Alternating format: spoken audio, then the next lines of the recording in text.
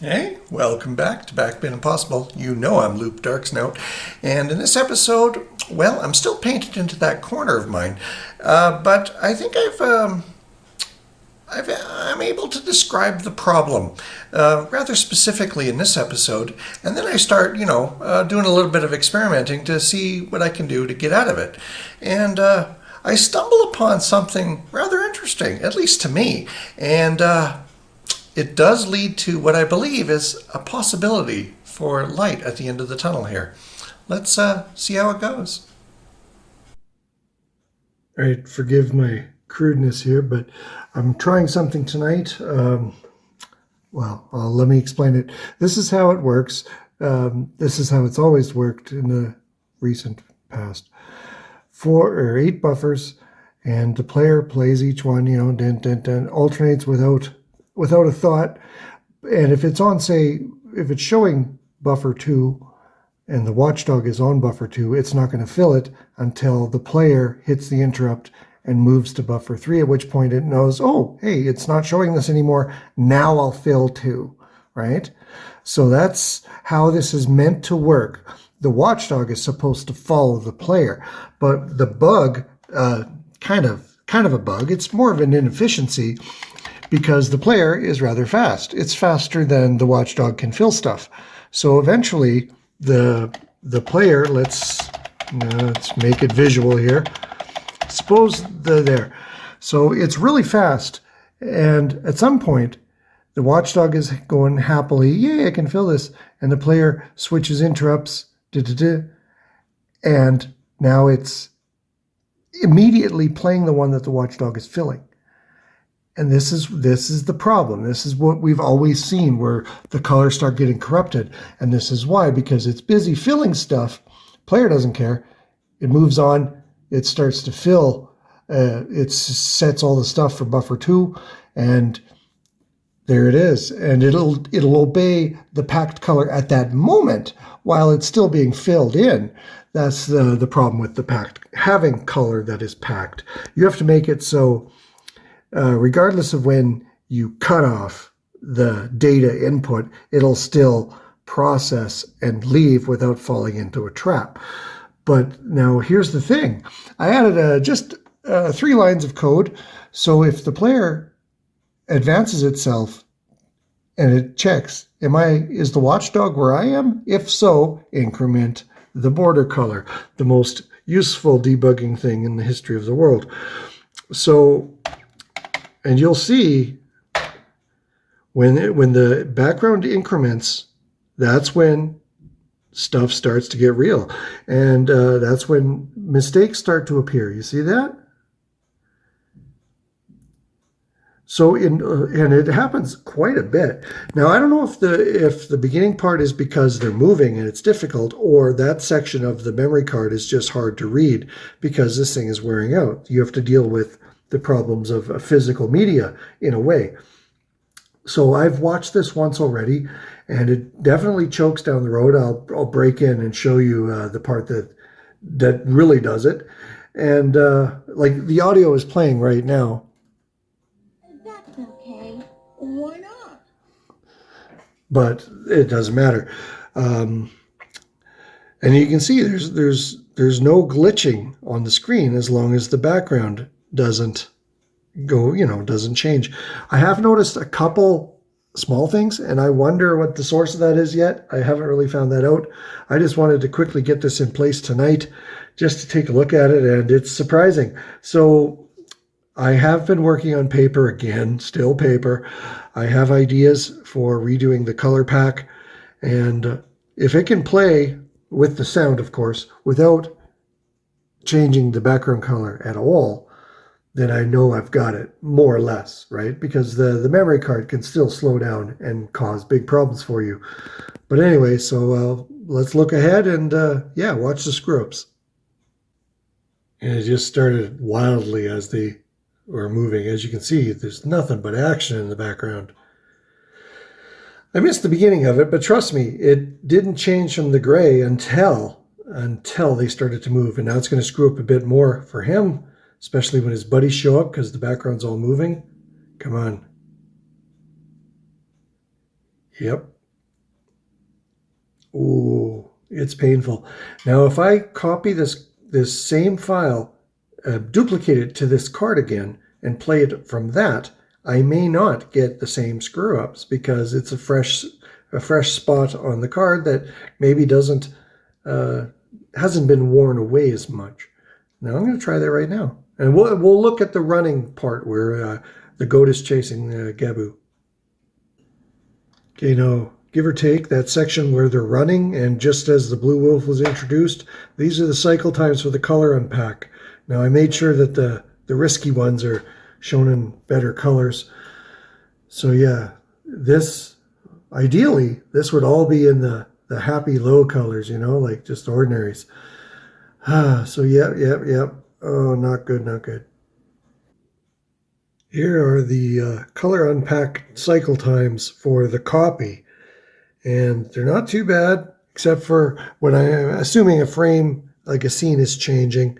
But yet, well, I can still show you what we got here. It still screws up. I think I added the little patch that does the blinking. Luckily, I have more than one type of boobs to analyze this problem. I'm going to load up the one that checks out the BBT access times. Let's take a look.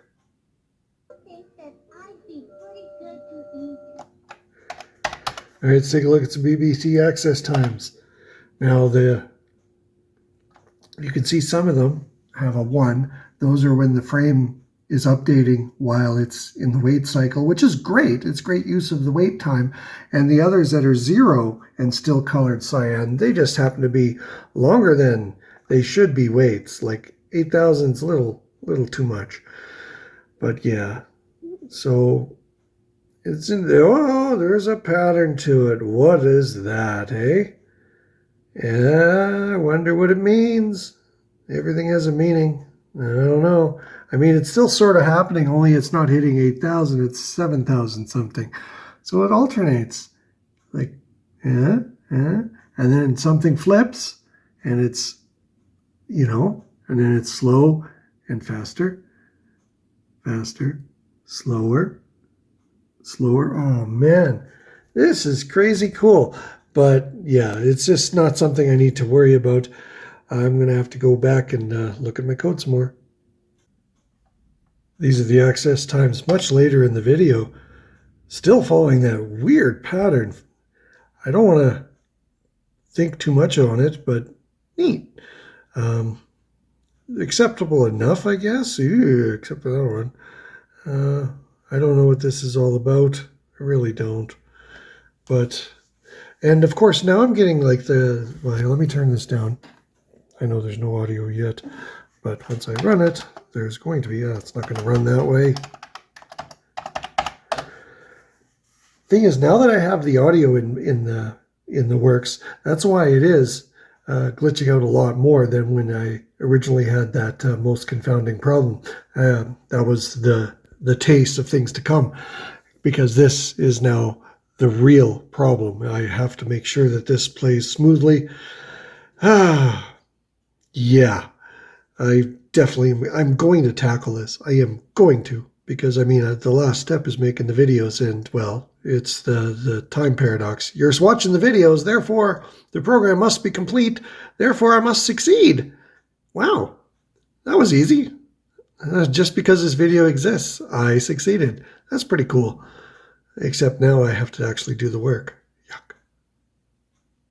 The mystery of the alternating cycle times. Check it out. And I added, the 100s are when the audio is doing a queue up. And the 4s and stuff, that's exactly how many frames were introduced during that time. So a plus 100 means an audio fetch did occur, and the lower number is how many actual frames were displayed, and then the video lookup will reset that value later. So the 100s, as you can see, is the reason for this slow, fast pattern, because I'm guessing it causes maybe the next video lookup to take longer than expected, right?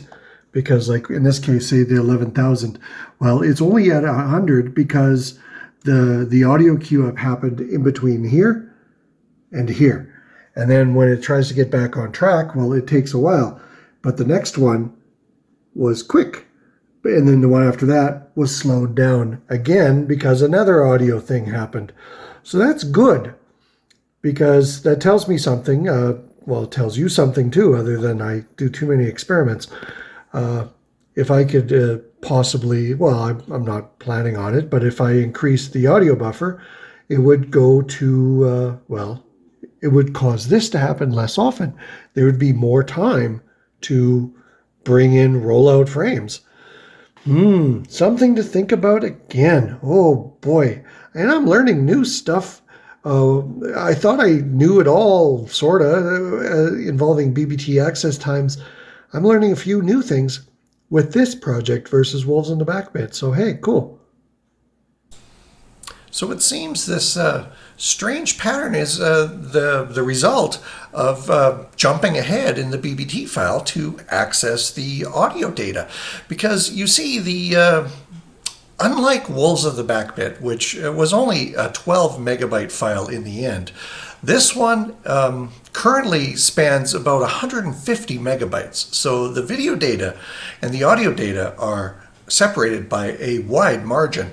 So well, let's take a look, because here you got your, this is the BBT kind of super simplified for you.